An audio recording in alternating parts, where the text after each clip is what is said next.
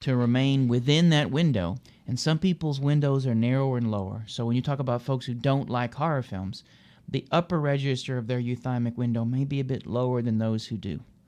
And so when we get on a roller coaster, for instance, Right. we want to be at the upper level of that euthymic window. So we take that homeostasis and we tilt it in this direction.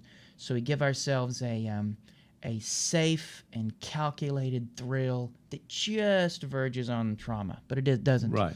So it's up in that limit. Just like we Right. watch like some people would say, why would you want to watch Old Yeller, right? Right. Because, and that's the bottom end of the euthymic window.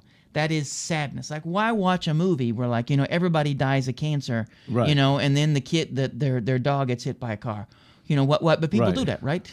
They do Yes, it. they do. So and in it's some really ways, popular. the weeper, the romantic tragedy is the opposite end of the euthymic window, bottom end, where the horror film is on the upper. So, and thrillers do a little bit of that too, but there is something about the horror film that we generate a false threat, and we place ourselves in the midst of that for that experience. And that experience, Right. and another way to think about this too is there was a cat by the name of Daniel Stern. He did a lot of work with infants. He talks about vitality affects. Okay. And that, if you ever notice, like, if you have a baby, you ever seen one of them babies? Yes, I have. couple at the house there for a number of years. So yeah, but I had one of them too. It was like, oh, and at one point I was like, scary. yeah. Another thing. Speaking of horror film, yeah, cats. that's right.